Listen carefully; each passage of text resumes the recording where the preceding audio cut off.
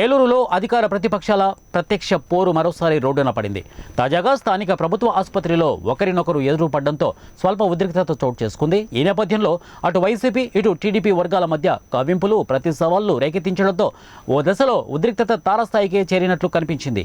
దాంతో స్థానిక పోలీసులు సకాలంలో స్పందించిన ఇరు వర్గాలను చెదరగొట్టారు.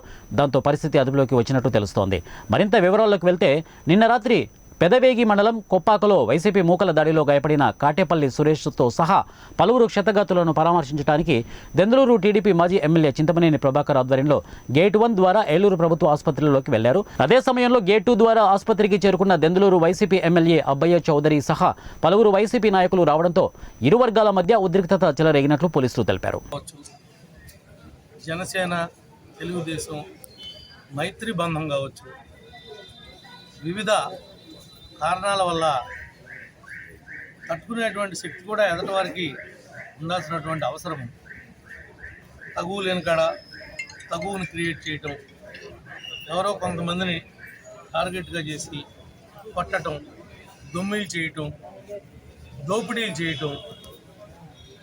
మరి ఇది ప్రజాస్వామ్యంలో మనం ఎవరూ కూడా హర్షించకూడనటువంటి విషయాలన్నింటినీ కూడా ఈరోజు చేస్తూ ఉన్నారు. చెప్పే మాటలు వేరు, పైకి ఇచ్చేటువంటి కలరింగ్ వేరు.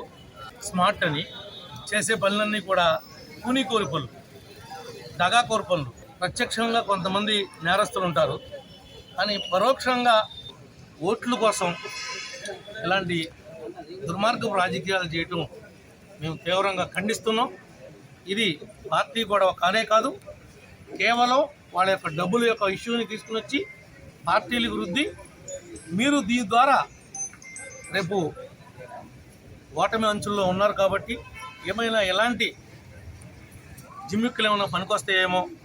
గతంలో శ్రీరామవరంలో ఇంకో చోట మీరు చేశారు కదా అసత్య ప్రచారాలు. అలాంటి ప్రచారాల్లో భాగంగా వీటిని కూడా పెట్టి మీరు వాడుకుందామని చూస్తున్నారు తప్ప ఇది ఇంకోటి కానే కాదని చెప్పి ఖండిస్తా ఉన్నాం. ఎవరికైతే ఇంటి మీద దోపిడీ చేసి దొమ్మి చేసి దాడి చేసి ఆ రకమైనటువంటి ఫర్నిచర్ని ధ్వంసం చేశారో వాళ్ళని కఠినంగా శిక్షించమని చెప్పి మేము పోలీసు వారిని రిక్వెస్ట్ చేస్తూ ఉన్నాం.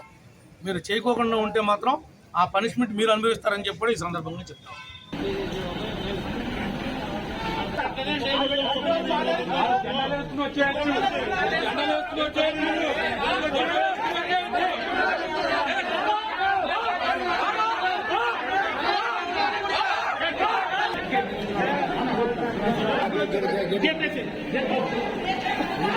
గొడవలు కావాలి, గొడవలు